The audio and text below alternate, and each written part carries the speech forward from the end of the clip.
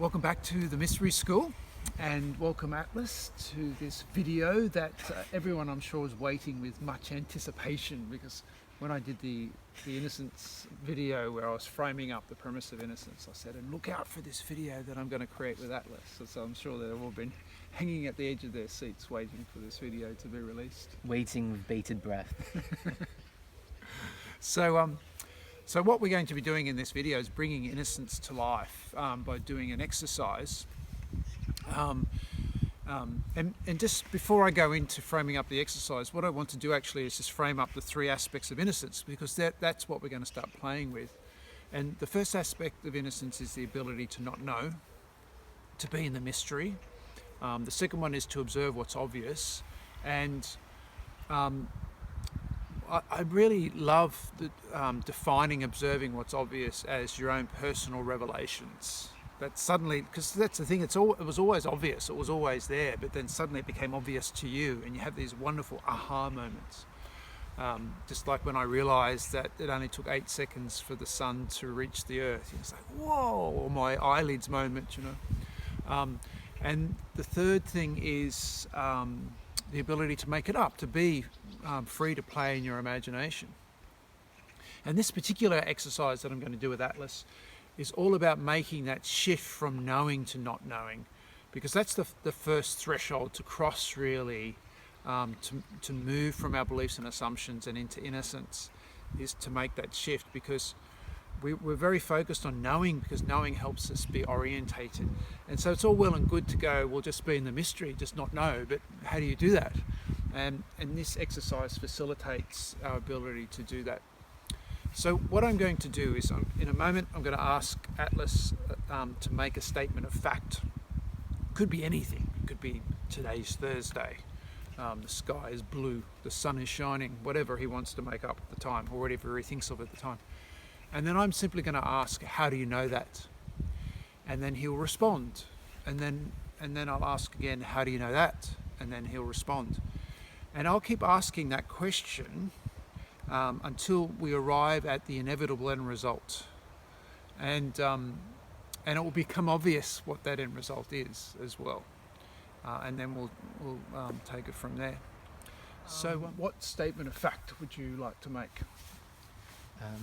That it is currently daytime. Okay, and how do you know that? Because I can't currently see the moon or the stars. And how do you know that? Because I'm just seeing clouds and blue.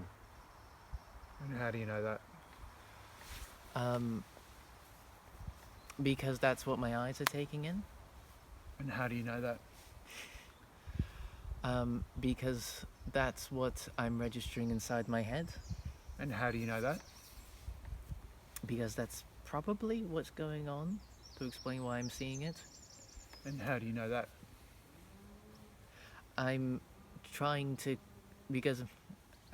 come up with reasons at this point for why I can see it. Okay, and how do you know that?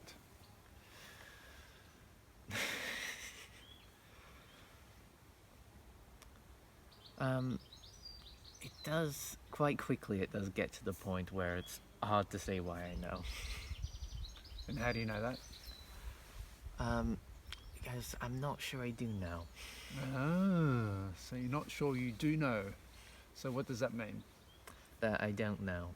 You don't know, exactly. And so doing that first part of that exercise, Atlas has arrived at not knowing, that he doesn't actually know what he knows. So what was it like doing that, to arrive at that place of not knowing?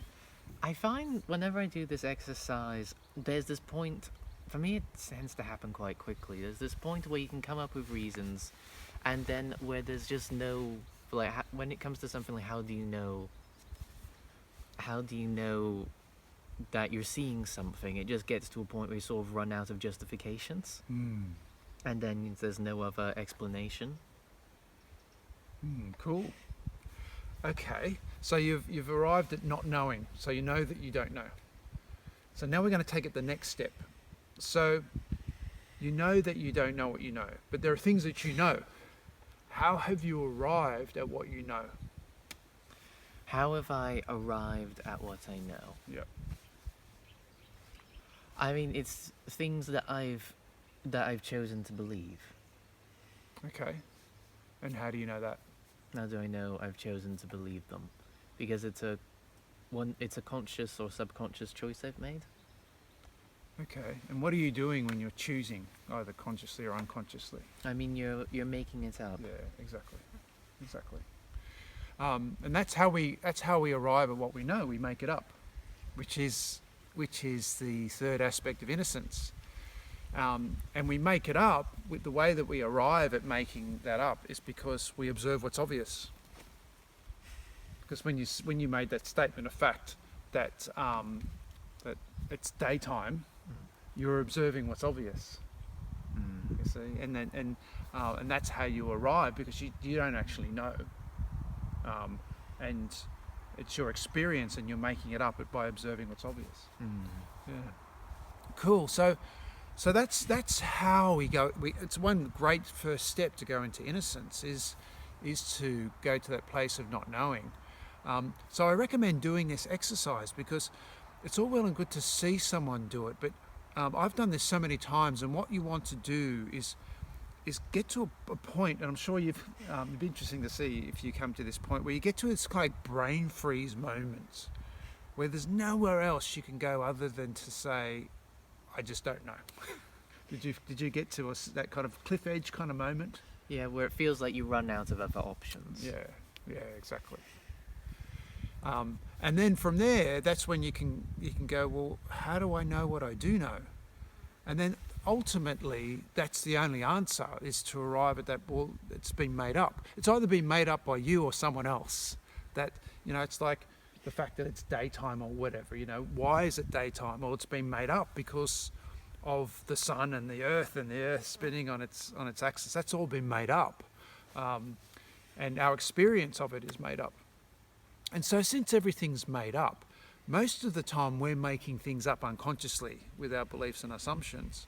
And one of the things that innocence facilitates as a bridge is for us to be able to make up whatever we love. And then that's what really links us into our imagination and intuition. Because remember I said, when we shift the power of the subconscious mind and we build that bridge with innocence and we step into the magical world, we wield the tension by purposely making up what we love. And that's something that we can start doing now. So where I asked the question of Atlas, what do you know? Or make a statement of fact rather. The question I'm going to ask you now is, what do you love? And then that will start focusing Atlas's imagination on the end result of what he loves. So the way we're going to do that is I'll ask Atlas that question, and he'll say something that he loves, and then I'll go, well, what else do you love? And then he'll respond, and I'll go, what else do you love?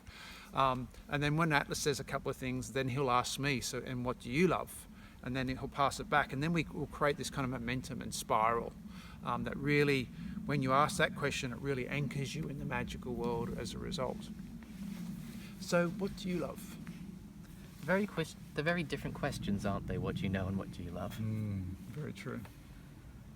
I do actually love the fact that the stars and the moon and the night sky are always there, even though you can't always see them. That's something that comes to mind, sitting outside. Excellent. What else do you love? I do love the sun and getting to experience the sun. And sort of enjoying it. I love getting to enjoy the weather, and like when the sun's out, enjoying it while it's out, but then also enjoying the weather while it's in different moods as well. Brilliant. And what else do you love? I do love just getting to be. I mean, it does help being outside, but just getting to sort of be and take things in. And, I mean, innocence does help with that. Brilliant. And what do you love? Well, I really love being in nature. I love that we're doing this outside. And I agree, I love experiencing the sun. I have to say, I really love experiencing the sun in England. So even though we've had some really hot days this week, it's much gentler sun. I really love the climate here compared to growing up in Australia and being in Australia. So I really love that. I really love that because it's about 2 in the afternoon at the moment. The fact that I could be here under an oak tree and experience a more gentle sun. Yeah, I love music, I love coffee, I love you, I love your mum, I love where we live. You know, I love being in my imagination. I love, actually, on the subject of innocence, I love what suddenly becomes obvious to me when I'm in innocence, you know, like with the relationship that I'm having with the swallows who've built a nest behind our house, and this whole world that opens up to me. I just love it. So I know I said a number of things what I love. Any opportunity someone asks me that question, I'll go for it. So is there anything else that you love? Or what else do you love, I should say? I do. I was talking about the weather and being in this country and everything. I do love the variety of the seasons. And as I've got older, I've noticed how like everything does get faster, and it is like strangely nice to see like everything, to both be in the moment while watching everything kind of speeding by and changing. So I do love that everything changes, but eventually that's a circle, it comes around again. Brilliant. And what else do you love?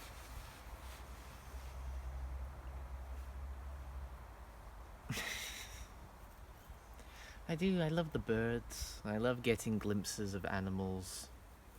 And I love seeing life in different forms going on around, like the different bees and the shadows of the birds going across. Brilliant. I mean, we could do this all afternoon, and we probably will once I turn the video off. But I think you get the gist of what we're doing.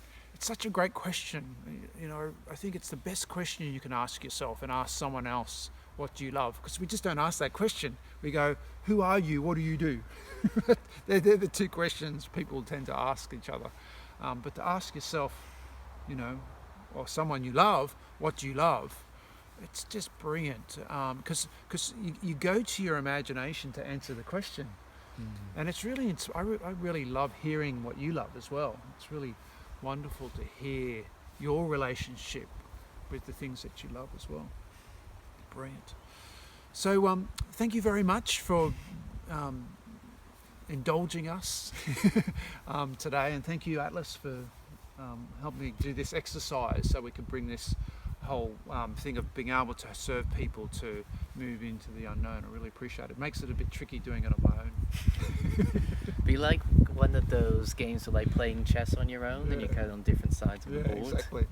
Exactly. Be like Gollum and Smeagol, wouldn't it? It's been lovely being here. Brilliant. Love it. Thank you so much. So thanks again, and I look forward to seeing you on the next video. Have a great day. Bye for now. Bye.